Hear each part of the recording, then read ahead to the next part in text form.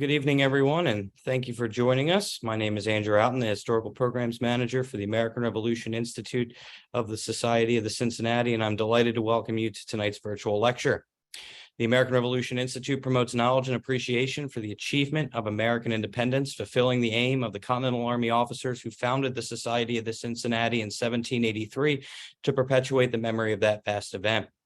In addition to tonight's program, the Institute fulfills that aim by supporting advanced study, developing exhibitions and other historical programs and tours, advocating historic preservation, and providing resources to classrooms nationwide that benefit teachers, students, and scholars alike. Since 1938, the Society of the Cincinnati has done all of this work from its headquarters, Anderson House, a National Historic Landmark that was completed in 1905 as the winter residence of Lars and Isabel Anderson in Washington, D.C. Tonight's virtual lecture, a program made possible in part by a generous gift provided by the Massachusetts Society of the Cincinnati, features historian Stephen L. Kling, Jr., discussing two important engagements in the Western theater of the American Revolutionary War. Now, compared to events in the East, the Revolution in the West has received sparse attention despite its major impact on the geographical extent of the United States after the war. In 1779, in response to George Rogers Clark's conquering the Illinois country and Spain entering the war, Secretary of State for the Colonies Lord George Germain set in motion a grand plan to conquer the entire Mississippi River Valley for the British. The linchpin of his plan was a simultaneous attack by over 1,000 men against Spanish St. Louis and American Cahokia, attacks that were repelled by each town on May 26, 1780. Tonight, Mr. Kling discusses the details of this little-known yet important history of the Revolutionary War. Our speaker tonight, Stephen L. Kling, Jr., is an independent historian and the author of several books and articles on the Western theater of the American Revolutionary War, which include The Battle of St. Louis, The Attack on Cahokia, and the American Revolution in the West, co-authored with Kristine Sjostrom of Seville, Spain, Cavalry in the Wilderness, Cavalry in the Western theater of the American Revolutionary War, and James Colbert and his Chickasaw Legacy. And they were all published by the Historical Game Company in 2017, 2021, and 2022, respectively. Furthermore, Mr. Kling is also the editor of a new anthology, The American Revolutionary War in the West, that was also published by the Historical Game Company in 2020. In addition to his published works, Mr. Kling was the historical consultant of a documentary film, House of Thunder, which highlighted the Battle of St. Louis and was awarded the St. Louis Filmmakers Award and a Mid-America Emmy for Best Historical Documentary. And he is also the co-curator of the exhibition, The American Revolutionary War in the West, which opened in 2022 at the St. Charles County Heritage Museum in Missouri. Now, before I hand the helm over to Mr. Kling tonight, I would be remiss if I did not cover the usual Zoom housekeeping items for you all. Following this evening's lecture, there will be a question and answer session, so please feel free to submit your questions for Mr. Kling at any point by using the Q&A function that can be found at the bottom of your screen. Likewise, should you have any technical related issues or comments, please submit those using the chat function, and one of our staff members will be monitoring that and will do their best to assist you. So without further delay, please join me in welcoming our speaker this evening, Mr. Stephen Kling. Thank you, Andrew. I'm going to go ahead and get the program going. I'm going to go full screen because there's a lot of graphics, which I think you'll appreciate. And then for the questions, I'll come back to a live screen. I'm going to talk tonight about the Battle of St. Louis and the attack on Cahokia, but just a couple minutes of background.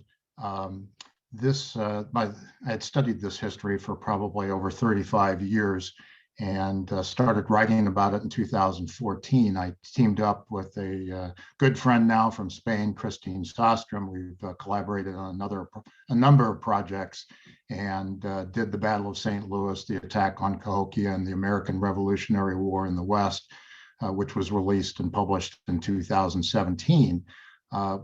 We were approached by HEC Media, who was interested in doing a documentary. We'll actually see a trailer from the documentary about midway through the presentation. It won the awards Andrew mentioned, but while we were filming it, a number of us started talking about, wouldn't it be great to do a book that covered all the major events in the West up and down the Mississippi River during the war, and open a museum exhibit based on that book. And we were able to do that in 2022.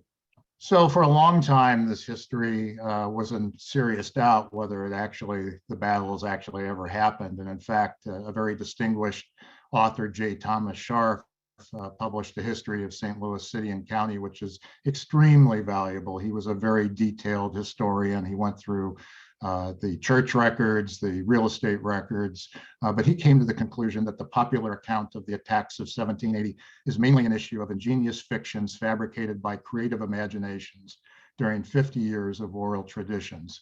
And he wasn't alone. Professor Sylvester Waterhouse at Washington University in St. Louis agreed with him. Somewhat to their defense, many of the records were not available at the time. The British records were being published by historical societies in Wisconsin and Michigan, and some of the Spanish records were slowly coming to light. And the American records would soon come to light, particularly when one of George Rogers Clark's descendants donated all of the correspondence she had inherited to the Missouri Historical Society. And Stella Drum, who was the librarian of the Missouri Historical Society, eventually published a scholarly article. And a few years later, there was this full-page article in the St. Louis Post-Dispatch. So even though the history was confirmed to be true and based in fact, there were a lot of misconceptions that continued about the history. To the left, you'll see two paintings. These are murals. The top one is at the St. Louis Courthouse downtown in St. Louis. The bottom one is at the state capitol. They're very large wall paintings. Unfortunately, they're also very inaccurate. Both of them depict wooden walls around St. Louis. There were no wooden walls around St. Louis at the time of the attack. Some of the dress is inaccurate as well. And then at the 200th anniversary of the Battle of St. Louis, which is also sometimes called the Battle of Fort San Carlos, there was this poster that was made in 1980, which I can only imagine are Apache Indians riding horses to attack St. Louis. There were no Apaches that were involved, and nor were there any horses used in the attack. All the attackers came by canoe. And to the right is a tower. This was based on a daguerreotype made in the 1840s by Thomas Easterly. It was colorized into a postcard labeled Spanish Fort. And for many years, I saw all sorts of people claim this to be the Fort San Carlos that was built at St. Louis.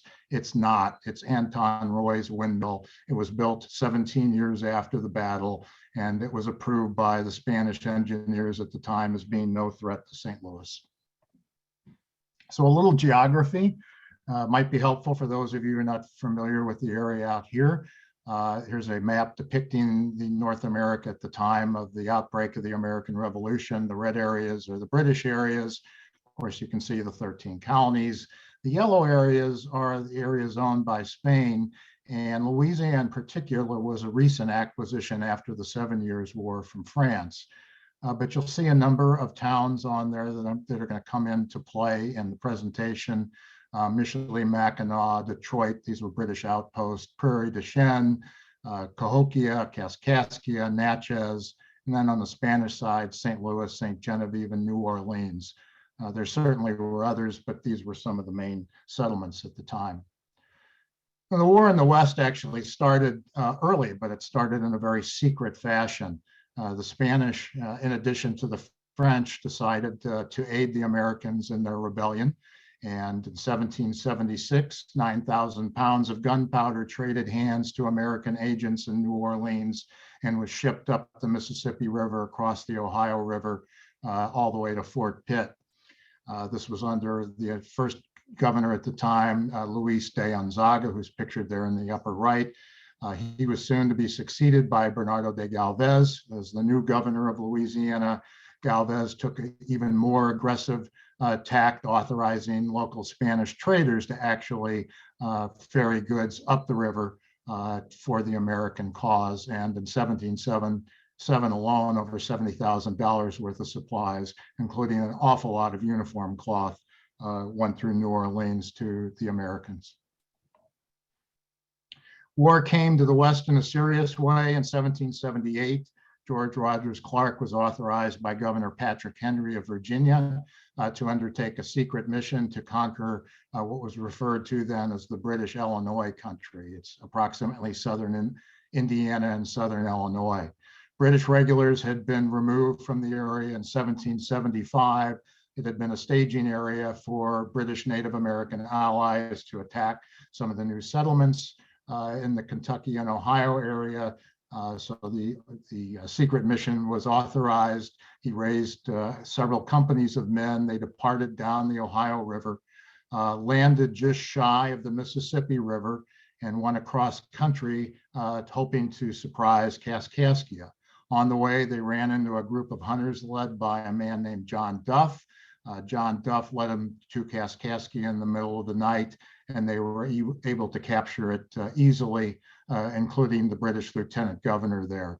John Duff, by the way, went on to be joining the Clark's Illinois Regiment of Virginia and one of his most trusted messengers and scouts. Cahokia and Vincennes were easily captured. Thereafter, these were primarily French heritage people that inhabited these villages, leftovers from when the French governed the area. Lieutenant Governor Henry Hamilton at Detroit, of course, got wind of the conquest of the Illinois country and immediately put together a force of soldiers from the British 8th Regiment, Detroit Volunteers and militia, and several hundred Native American warriors, and they came and brought 2 cannon with them, and they easily retook Vincennes. As it was wintertime, Hamilton released all of the Native Americans and most of the militia, ordering them to come back in the spring. Clark saw this as an opportunity. He knew he was going to be greatly outnumbered. And for those of you who are George Rogers Clark fans, he did his famous march to Vincennes in the wintertime, surprised the fort, and after a short siege, captured the fort, including Lieutenant Governor Henry Hamilton, who was sent to Virginia in irons. One of the things that is hardly mentioned was the support the local French gave to George Rogers Clark. One man in particular, Father Pierre Gibault, was very instrumental. I put this quote up here that Lieutenant Governor Henry Hamilton sent to Governor Frederick Haldimand in Canada. Quote, "Could I catch the priest, Mr. Gibault, who has blown the trumpet of rebellion for the Americans, I should send him down unhurt to your excellency to get the reward for his zeal," end quote. Obviously, he was quite effective. He not only convinced the local French to support and sell supplies to George Rogers Clark, but many of them joined his Illinois Regiment of Virginia, or also acted in terms of volunteer companies. The war really heated up in the West in June of 1779. Spain decided to enter the war as an ally of France, and this prompted a whole series of actions by Lord George Germain.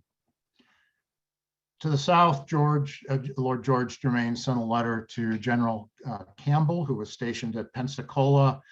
He had the British 16th and 60th regiments of foot and the mercenary 3rd Waldeck Regiment under his command there, as well as some loyalists and an independent company. And he was instructed to attack New Orleans and conquer the southern part of the Spanish Louisiana. Campbell's plan was to ship 500 regulars from Pensacola into Lake Marypuss, which was above New Orleans. There, he was to meet 2,000 Chickasaw and Choctaw warriors that were being gathered by Southern British Indian Department officers, and they would descend on New Orleans and would be assisted in the cleanup of the other Spanish settlements by British soldiers who were already stationed at Natchez, at Baton Rouge, and at Manchac. Unfortunately for Campbell, the Spanish planned in advance, and they were ready for war. Instructions had been rushed to Bernardo de Galvez in New Orleans, and Galvez planned a lightning campaign up the Mississippi River. He first encountered Fort Butte at Manchac, which was quickly overrun. Instead of bringing up his cannon, he brought up 2 cases of grenades, and after a short grenade bombardment and a militia assault, the fort was easily taken as it was lightly defended. A more difficult object awaited him at Baton Rouge. The British here under Colonel Dixon had built a very large fort of rammed dirt with a dry moat surrounded by sharpened logs and branches, making it a formidable defense, and he had several hundred regulars inside, plus a number of loyalists. Galvez had brought up with him heavy siege cannons, 24-pounders and 18-pounders, which after a short diversion to the east, which you can see in the smoke to the upper right in the woods, which distracted the British because they thought that was going to be the main line of the assault. The siege guns were put up in a siege battery to the south and opened fire, and with a few hours had opened a large breach in the walls of the fort, forcing the surrender, which included not only Baton Rouge, but Natchez as well. So that ended any thought of the British conquering the southern part of Spanish Louisiana. To the north, George Germain sent a letter to Frederick Haldimand. It was in the form of a circular letter to be distributed to all the lieutenant governors and commanders at Michilimackinac, at Detroit, and Niagara. Niagara was really too far away to do much of anything, but Michilimackinac and Detroit were very involved. And a very ambitious plan in terms of the geography of it was envisioned by the lieutenant governors. Patrick Sinclair, who was the lieutenant governor at Michilimackinac, organized the main attack, which would be assembled at Prairie du Chien, the major trading point high up on the Mississippi River. It would be under the command of a man named Emmanuel Hess, who was a former lieutenant in the 60th British Regiment of Foot. He had turned fur trader, but was recommissioned to lead the attack. He was supported by 2 Native American chiefs who led large contingents, Chief Wapasha of the Eastern Sioux and Chief Machicuas, who led a group of Chippewa. They were issued British red coats and given silver military gorgets to signify their authority. Lieutenant Alexander Kay and the entire officers and interpreters of the Indian Department staff at Michilimackinac were also called out. And most of the attackers at Prairie du Chien were Native Americans, though there were about 80 volunteers and traders. The traders were promised exclusive trading rights in the Spanish territories after St. Louis and Cahokia and the other towns were captured.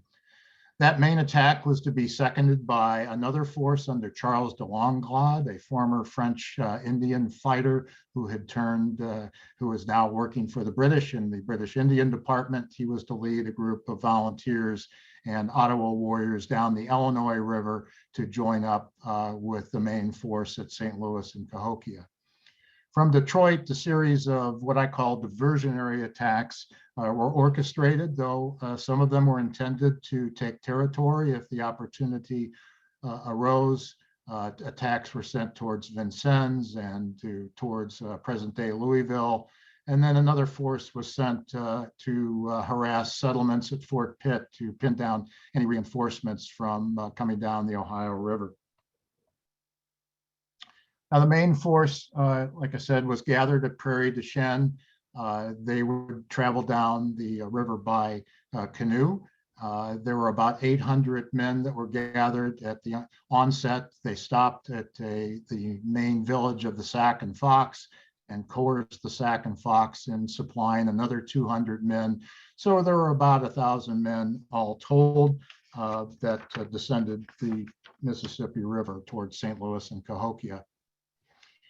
Some other letters provide some details. I'm only going to go over a couple of them briefly. This is a letter from Lieutenant Governor Patrick Sinclair to Charles de Langlade, instructing him to stay at Cahokia until Kaskaskia was taken from the Americans and St. Genevieve, which was a Spanish town, was taken from the Spanish. Another letter instructed Wapasha to head down as far as Natchez and join up with the British there that were supposedly coming up the Mississippi River. The British anticipated a very easy capture of St. Louis and Cahokia. Their intelligence told them correctly that St. Louis and Cahokia had no defenses. And quite frankly, they didn't think they needed any. They were friends with everybody for the most part, trading and were large trading communities. Several warnings came down. The lieutenant governor at St. Louis, Fernando de Leyva, at first didn't believe them. A lady named Magdalene Honoré and her husband and sons operated a trading post far up on the Mississippi River, and she canoed by herself down to St. Louis to give the warning personally to Fernando de Leyva, who she was familiar with. And at that point, Fernando de Leyva took the warning very seriously. Now, Fernando de Leyva, besides being the lieutenant governor at St. Louis, was also a captain in the fixed regiment of Louisiana. He was an experienced military man. He came from a military family. He joined the Spanish Army as a cadet in 1752, which was the normal training ground. Spanish regulations allowed for 2 cadets for every company, every regiment as kind of officers in training. He rose to be a captain in 1768. Obviously, as a captain, he was familiar with mathematics and fortifications. And in fact, he had grown up in Ceuta, which is on the North African coast. It was a Spanish possession, and I'm sure he was familiar with the Martello type towers that were built not only in North Africa, but dotted the Spanish southern coast to protect them from attacks. And so he planned a series of towers at St. Louis, but soon realized there wasn't enough money and unlikely to be enough time. So he settled on one tower that was built on the west side, the high ground of St. Louis. And on each side, he had constructed 2,000 yards of entrenchments. Now, British intelligence told them there were only 20 or so regulars at St. Louis. This was, for the most part, correct, but what it didn't take into account was the militia. And after Spain had lost with its ally France the 7 Years' War, Spain totally redeveloped colonial defense. They realized shipping large numbers of regulars was impractical, expensive, and they didn't do well in the climate.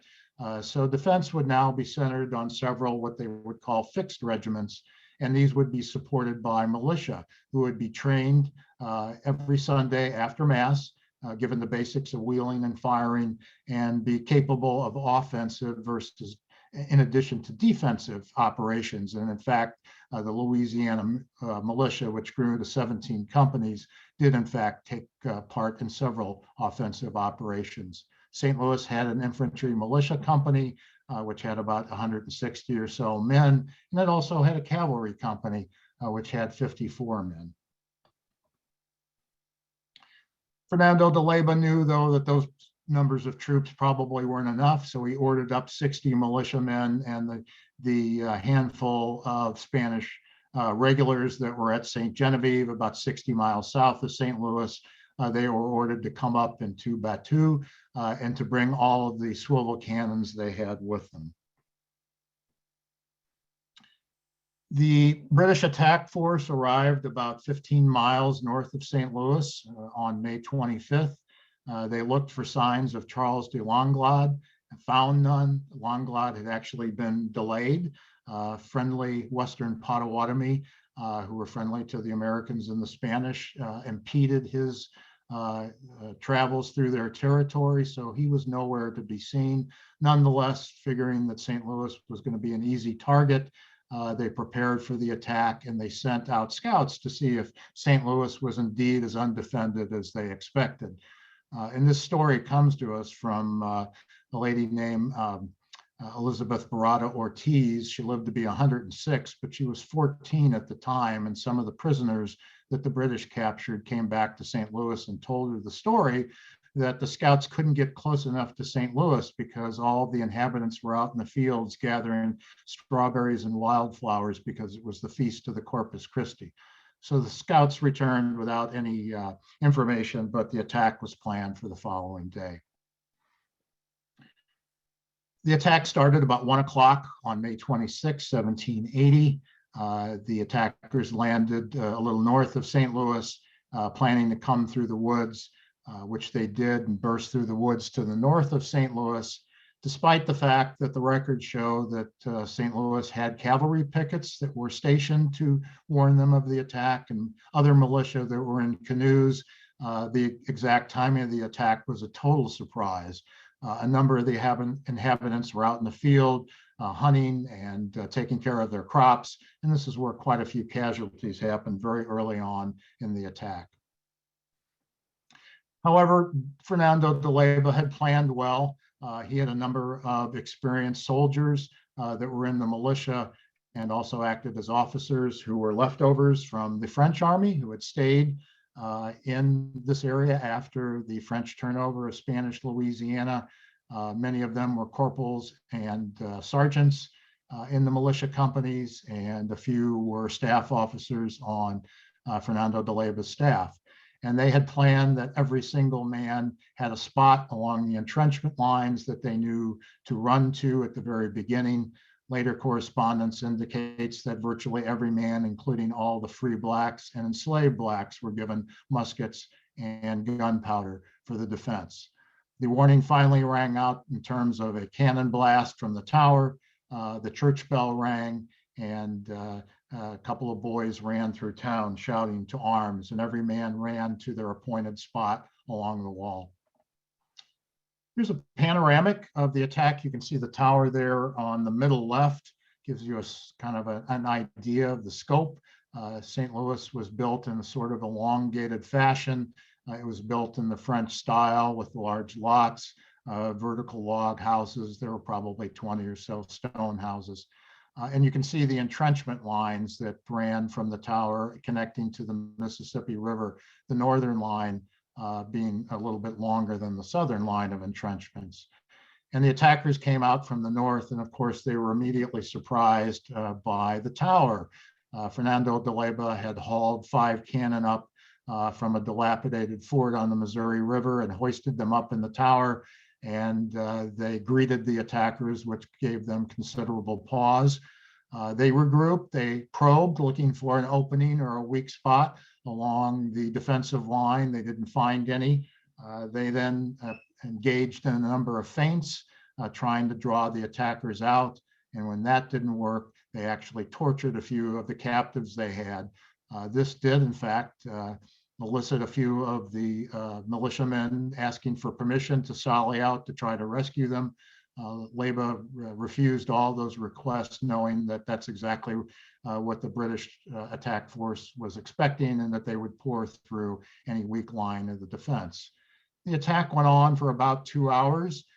Actually, at the close of 2 hours, the Winnebago and Eastern Sioux found a weak spot. We're on the high ground where the junction of the western and northern entrenchment lines connected, where they could fire down behind into the defenders behind the entrenchments on the northern leg. And they were preparing to, according to British records, preparing to storm the lines at that point. But almost at the same time, the Sac and Fox, who had been coerced in the attack, began to retreat. And this caused general consternation, and the whole entire attack broke off at that point. There were about 750 men that were sent to attack St. Louis, but another 250 were sent to attack Cahokia. And there were a series of letters starting in April that were directed to George Rogers Clark. Clark at the time was constructing Fort Jefferson at the confluence of the Ohio and Mississippi rivers to help guard supplies that were coming up from New Orleans. In fact, the supplies, interestingly enough, Clark would refer to the supplies at St. Louis that he could draw down on as the Continental Store. But these letters grew more serious in nature, and in fact, his second in command, Major Montgomery, wrote a letter on May 18th to General Clark, imploring him to come, saying the bad news of the enemy approaching is upon us. That elicited Clark to take efforts. He gathered a number of men and headed north. Montgomery later noted that Clark arrived a few days before the attack and, quote, saved the country from inevitable ruin, end quote. Cahokia only had a very small company of infantrymen from Clark's Infantry Regiment of Virginia, but they were soon reinforced by Rogers' Light Dragoons, and together they started to prepare defenses. They were assisted by the local militia, and they were also joined by a few dozen Kaskaskia warriors who were firm allies of the Americans. Their chief, John Baptiste DuQuoin, was actually a good friend and exchanged many letters with George Rogers Clark. The defense of Cahokia centered around the mission property. There was a large stone rectory building there. The British, when they were in garrison of Cahokia, had used it as a barracks. It was now converted to part of the defense. There was a 5-foot wooden wall built around the mission property, and all the women and children were gathered into it, so it provided a cohesive defense. Like at St. Louis, the attack force, numbering about 250 men, came out of the woods to the north. There was a stream called the Regal Lay Stream that was very close to the town. It was fordable. In fact, you could take a flatboat up it back in the day. It's no longer there. I've walked it many times, so you can find the bank. But the attackers streamed across there, and again, to their surprise, found that Cahokia was prepared for them. Clark's men had arrived. There were over 200 defenders, including the militia and Kaskaskia. And after, again, looking to find a way in, circling around the defenses, trying a few feints, the attack broke off because it just was going to be too costly in terms of casualties to assault the line. I'm next going to show you a trailer from the video about the Battle of St. Louis and attack of Cahokia. It is titled The House of Thunder. It got its name from the name the Native Americans supposedly gave the stone tower, referring to it as the House of Thunder. From Busch Stadium in downtown St. Louis, welcome to Cardinals baseball as the Cardinals play the second game of a 4-game series against the Los Angeles Dodgers. St. Louis is a baseball town. Smith corks one into right down the line. With a long history of epic victories. Go crazy, folks. Go crazy. But on May 26, 1780, the site of this ball field was the center of a battlefield. And what took place in St. Louis that afternoon reshaped the future of the city and possibly the entire American West. And it all happened in less time than it takes to play a baseball game. Well, I think most people, when you first say the Battle of St. Louis, think it must have been an American Civil War battle. They come up to me afterwards and say, I never heard of this before. Probably one of the most significant and underrated battles of the entire American Revolution. It was the first of only 2 Revolutionary War battles fought west of the Mississippi, with a legacy that has rippled across 2.5 centuries of American history. The Battle of St. Louis is one of the reasons why Ohio, Illinois, Wisconsin, Michigan are now part of the United States rather than Canada. People just don't know about it. And then when they hear about it, they refuse to believe it. Certainly never learned about it in school, and went to school here in St. Louis, grade school and high school and college. Never remember hearing about it at any of that. The vast majority of the books written about the American Revolution are written by authors from Princeton, Harvard, Yale, Maryland, Virginia. Gee, I see a pattern there. It's East Coast snobbery. In St. Louis, a few reminders of the battle still exist, but not many. The only genuine relic that survives is the church bell used to warn the town it was coming under attack. For a long time, the story of the battle itself was under attack. In the late 19th century, there were historians who denied that it had ever happened. And then the evidence turned up that in fact it had happened, and it turned out to be a much bigger story than anybody had anticipated. Now, a pair of history detectives is trying to fill in the rest of the blanks, looking for clues buried in ancient documents written in 3 languages, hidden on 2 continents. It's a completely different set of stories that are just fascinating and that we're still learning about. The attack on St. Louis was led by the British, but they recruited Native Americans to do most of the fighting. They knew they had to pick a side. Some of it was trying to make calculated decisions in a way that wouldn't get too many of them killed. The Battle of St. Louis is a story of keen foresight, vainglorious mistakes, redemption, high hopes, and false hopes. You have this group that's in bondage. They're listening to this. Liberty, freedom. It sounds really great. I want that too. The St. Louisans who came under attack that day were outnumbered 3-1, but a surprise, thunderous defense led to their unlikely victory. Oh, say, can you see?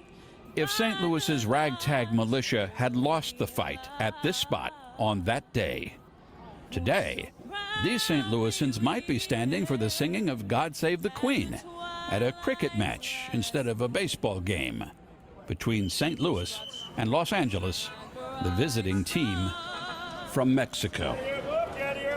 If the British had won the battle at St. Louis, the world would be a different place.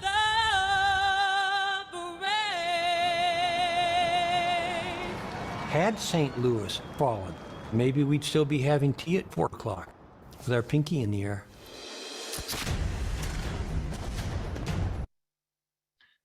So that's the trailer. The actual documentary is about 50 minutes long, and anyone interested in can certainly contact me.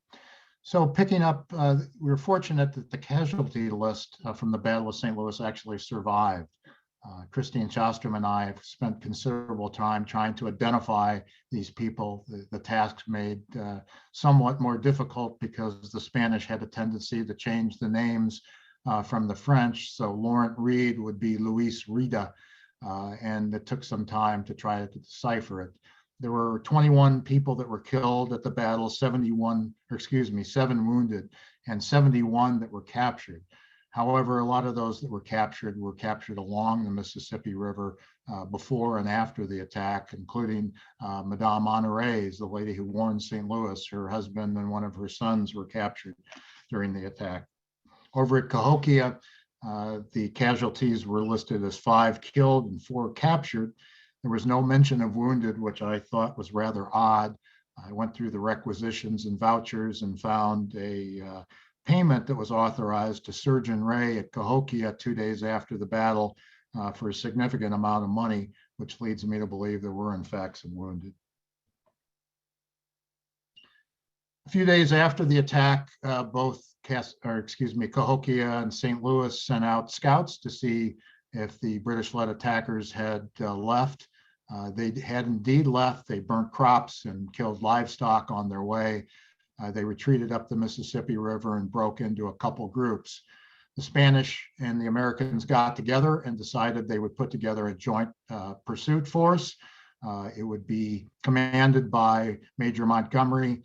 The second in command would be Picotet Balestri, who was a French officer in the employ of the Spanish.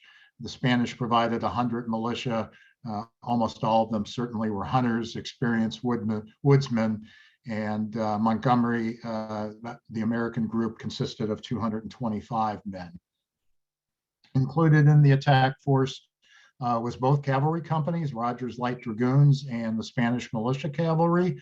The troops took a boat up the Illinois River, landed at Peoria, which was a small village at the time. And there was a trail, an old trail that led directly north to connecting to the Great Sock Trail that ran horizontally across, starting at the Missouri River at Rock River and going near Chicago underneath Lake Michigan and continuing to the east.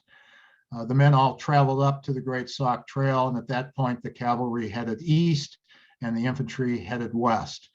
The cavalry attempted to capture the force that had most of the captives with it, that was heading toward Chicago. British records indicate that they arrived a couple days too late. The report said 200 Illinois cavalry arrived a couple days too late. There were a couple of boats waiting for the British attack force, expecting news of the victory and some plunder, but instead took all of the retreating forces aboard. There were nowhere near, by the way, 100 or 200 mounted cavalry. There were probably less than 100, but many of the reports were exaggerated in those days. The cavalry turned around, headed west down the Sac Fox Trail, the Great Sac Fox Trail, and they're at a major village of the Sac and Fox called Sackinock. They joined up with the infantry. We have a return from the American forces, which shows us the exact number of men and the makeup. There were several infantry companies of George Rogers Clark, Illinois Regiment of Virginia, Rogers Light Dragoons, a couple volunteer companies, and again, 46 Kaskaskia, ever loyal to the Americans at this period of time. When they arrived at Sackinock, which was a very large village, reportedly having over 5,000 inhabitants at the time, all the Native Americans had retreated. They had gotten wind of the attackers heading their way. The Americans and Spanish burnt the village to the ground, destroyed crops.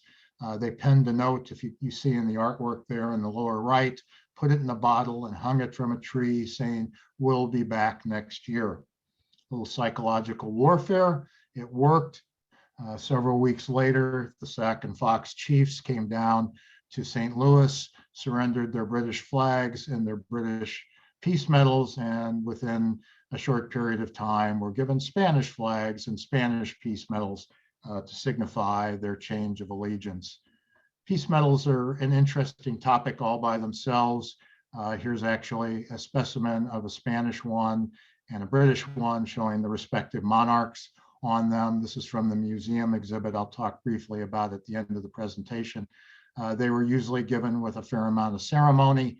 Certificates were issued. The one on the left there in the back is signed by Bernardo de Galvez. The one on the right is signed by Frederick Haldeman. Interestingly, the British one has two columns. One column, it was written in English, and the other column, it's written in French.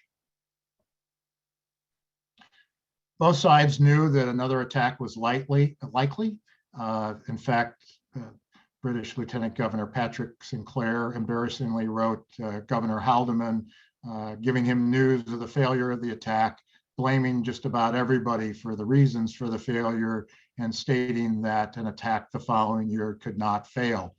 The Americans and the Spanish likewise knew that an attack was likely to happen in 1781, so they established advance warning posts. These were, for the most part, manned by the Spanish, though they were briefly supported by some men from Cahokia. There was a post on the Mississippi River that consisted of 40 men, and a post on the Illinois River that consisted of 15 men. These were rotating assignments. They changed every month, and they actually were in place until at least February of 1783. One of them was at a place called Chickasaw, which is near Alton, Illinois. There's very high bluffs there, and you can see from this photograph that it provided an excellent viewpoint up the Mississippi River. I don't have time to talk about the diversionary attacks. We do cover that in the book, The American Revolutionary War in the West. They're interesting. One point I would make, though, is one of the main attacks, excuse me, included some regulars and a few cannon.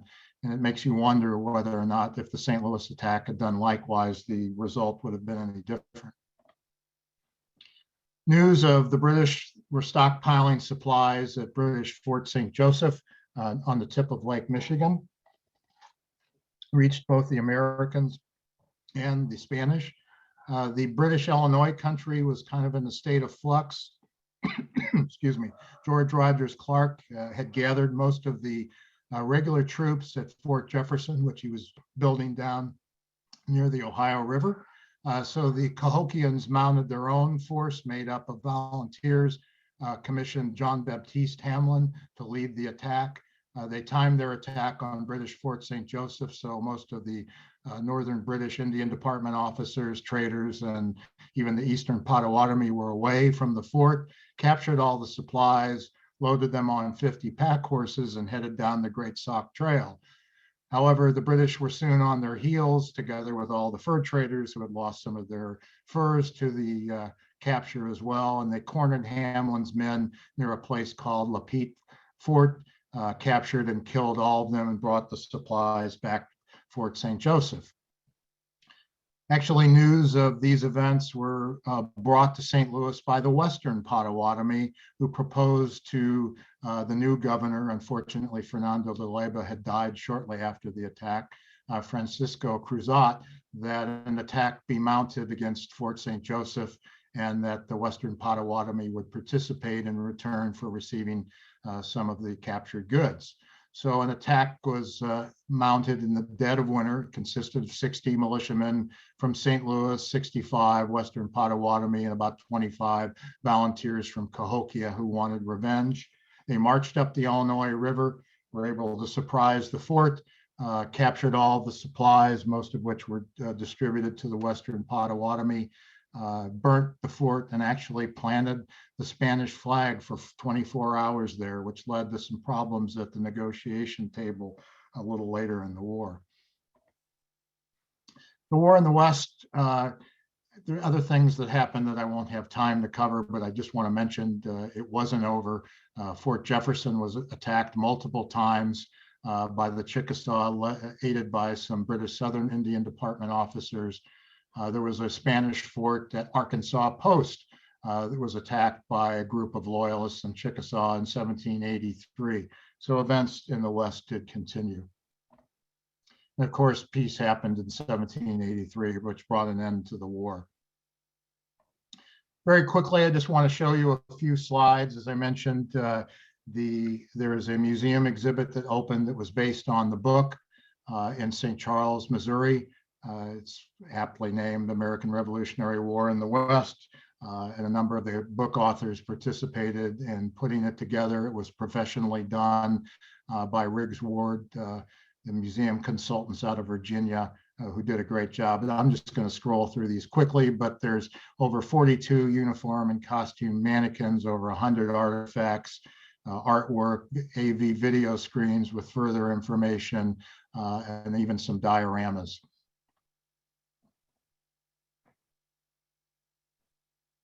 There's the diorama of the Fort San Carlos.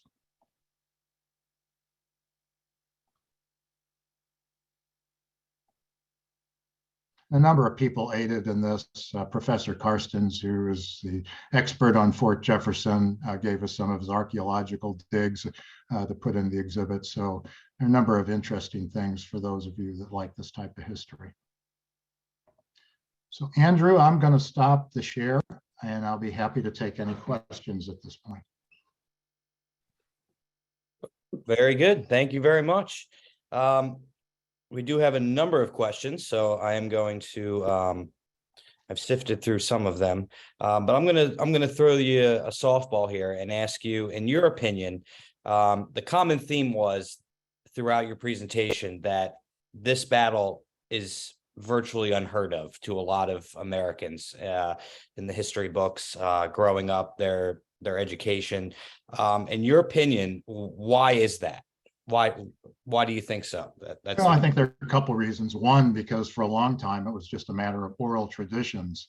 In fact, the local French, after the Louisiana Purchase there, wanted to show their importance to the American history. And so these oral stories were there. What I didn't have time for, where there was a tremendous number of personal stories from the battle, about one lady who single-handedly saved St. Louis and the like. I actually investigated all of them and found all these people were real people. But I think another part of it is there's nothing left to show. I mean, Spain had control of St. Louis for over 40 years, and there is hardly anything to be seen to even remind you. Most of the streets are even still French. So there's very little, I think, to remind people. There were times, the World's Fair, for example, they did have a 1904 World's Fair at St. Louis. They did have a model of Fort San Carlos there, but it seemed to have been lost many years thereafter in terms of modern knowledge. Interesting. Now we do have one question, and this is sort of a general question, and I'll kind of bring it to more specifics. It was around this time that obviously, you know, Cornwallis is poking around in South Carolina. Charleston had fallen. He's trudging through the South Carolina, making his way up north. How did the Western theater fit into the overall grand strategy of the British? Were they banking on events in the West, impacting their efforts in the East? How did that all mesh together? Well, I know some people like Professor Carstens believe that once the West was secured, there would be some attacks from the rear in the East. I haven't found anything directly supporting that, but I have read the correspondence of Lord George Germain, and he saw the Spanish entry into the war as an opportunity for conquest, that they could conquer both sides of the Mississippi River, have all of that territory, and then free up some troops that then could be sent. Because remember, there were regular soldiers in the West. There was the British 16th Regiment of Foot, the 60th Regiment of Foot, the Waldeck Regiment, and many of those soldiers could have been freed up for use in the East. Great. And switching sides here, since there were a lot of Spanish participants, we have a question about the cohesion between the Spanish and, say, the French-speaking, the English-speaking allies. How did the Spanish break the language barrier? How did this impact their cohesion when it came to fighting together, drilling, etc.? Well, they kind of answer that in a few different ways. First of all, many of the French actually stayed and went into the employment of the Spanish. And of course, the Spanish encouraged that, to be a number of army officers and administrators, because they were familiar with the area. You see all sorts of French names. There obviously was a language barrier, and I don't know if you caught it in the trailer talking about 3 different languages. That's because a number of the records, even in the Spanish archives in Seville, are in French. And it's at many points, Fernando de Leyva had to have his letters translated into French and sent down to various officers like at St. Genevieve so that they could be read by the local French commandant down there. So it was a problem. There were people, of course, that were bilingual that did help. Over time, some of the French obviously did learn some Spanish. There were Spanish fashions. There were things that reached St. Louis. When I talked about the Continental Store there, I mean, there were the French people that actually seamstresses and tailors that made those uniforms. Great. And I'm going to dovetail off of that with a 2-part question here. I'm going to combine 2 questions that I'm seeing. In the video, they mentioned that, you know, some of these primary sources across the pond are still being investigated. How much of those collections have been investigated to increase the knowledge of St. Louis? And the second part is the memory of this battle greater in Europe or among indigenous peoples than it is to us? Okay, let me see if I can answer that. First of all, no, the British records, in fact, the 2 letters I showed you, there's a couple of sources that most people use, the Wisconsin Historical Society collections and the Michigan Pioneer Historical Society collections, which were a fabulous attempt to bring a lot of the pertinent correspondence. But those 2 letters I showed you aren't in those books. Those actually had to be found in another source. And you have to look at the papers of the various, Haldeman's papers, which are in the Canadian archives, some of which are in those collections, but a lot of them aren't. A lot of the letters from the lieutenant governors that were sent, you have to go to the Canadian archives, and they aren't in those collections. Documents of the American Revolution, obviously, is another source where some of these letters have been collected, but there's no one great place. The Missouri Historical Society made an attempt. There's a couple Spanish books out there, wonderful books. But again, the sheer volume of letters that were there are amazing. We were able to find all sorts of new letters, even in the Spanish archives. One wonderful letter about the cavalry captain. They were changing the cavalry militia company to infantry, and he was lobbying to keep it, and gave this whole rendition of how they made their own uniforms and some of their exploits that nobody else had ever found before. Wow. Fascinating. Truly fascinating. We do have a question regarding, this is a very specific question. Was there any connection to General McIntosh and his expedition that left Fort Pitt and headed west, but he never made it? Well, there was no coordinated effort with Clark. Of course, Clark wanted to conquer Detroit. Detroit was an objective from Fort Pitt. In fact, there were some rivalries that went on with some of the commanders at Fort Pitt, but I'm not aware of, other than coming to the relief of some of the attacks that were made in the Ohio area that Clark mentioned, and his desire to attack and conquer Detroit. I'm not aware of any coordinated effort. Could be one, I'm just not aware of it. Great. And getting back to the primary source materials a bit, from the American side, was there any mention of this engagement in, say, the papers of Washington or any of his major generals, Greene, Knox, anyone? You can find a little bit about George Rogers Clark's exploits in George Washington's papers, nothing particularly about the Battle of St. Louis. There's some fascinating letters in the Jefferson papers, because I mentioned Jean-Baptiste Duquesne, who was the chief of the Kaskaskia. He was actually invited to visit Jefferson, came to it, named one of his children Jefferson. He was awarded a special medal there, and in the speech, Jefferson recognized his support of George Rogers Clark during the activities in the West. So there are some, you just have to look for them. They're hard to find. Right, yeah. Yeah, you really have to sift through. We have some comments about your great imagery. Can you speak about the artist who and the origins of the, like you told me at the beginning here? Sure. So one of the things I've always, my father was in the military, and I've always been interested in military history. One of the things that always kind of frustrated me a little bit was the lack of maps in many history books, and also imagery. And I knew in particular here, there was no imagery, and what little there was wrong. And I wanted to open up this history not only to historians, and of course the American Revolutionary War in the West is heavily footnoted, and it's almost all done from original sources, but I wanted to make it friendly. And so I had teamed up with a young man in Australia who actually had studied classical war paintings in his master's, and was working not in art at the time. And before I did these books, I actually did a couple other military history books with some other authors from Europe, and used him on that, and got to know him very well. He went out on his own because he got a large commission from me. He soon became so popular that I couldn't afford him anymore, but for the fact that since we became good friends and put him in business, that he'll work in my work in between his better paying jobs. But we had such a good meeting of the minds. He was a stickler for detail. He knew I was very interested in uniformology.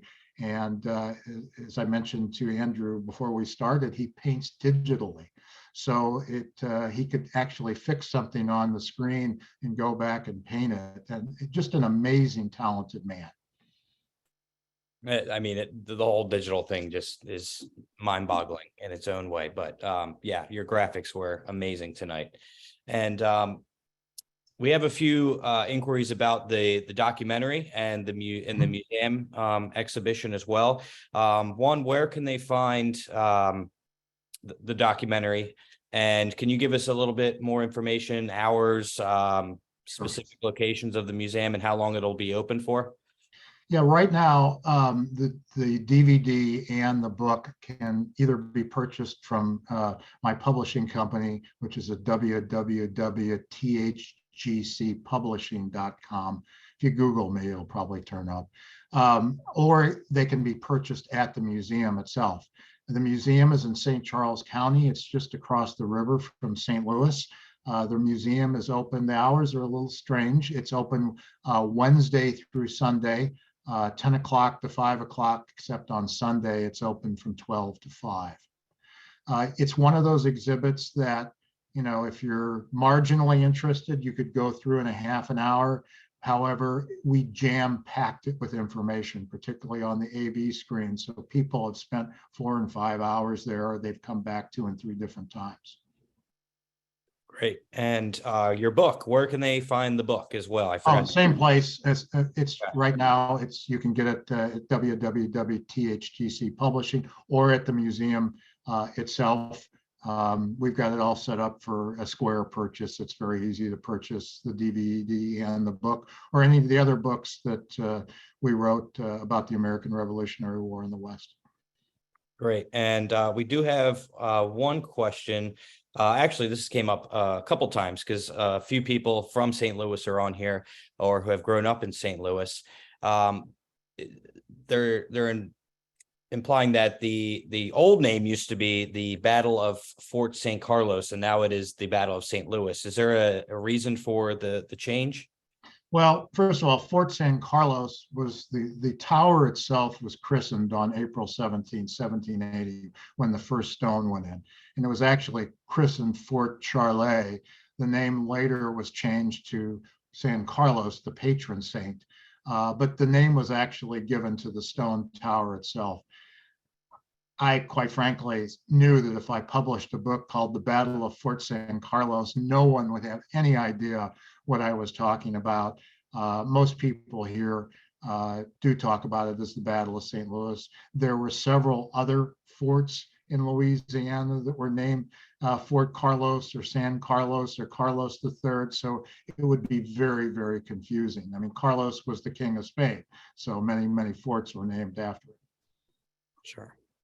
And then one last question to wrap it up here. In the video, it strongly indicated that you know, the course of the American Revolution would have been very different if the Battle of St. Louis was not won. What do you see as direct and indirect impacts of a hypothetical British victory if the British had won there?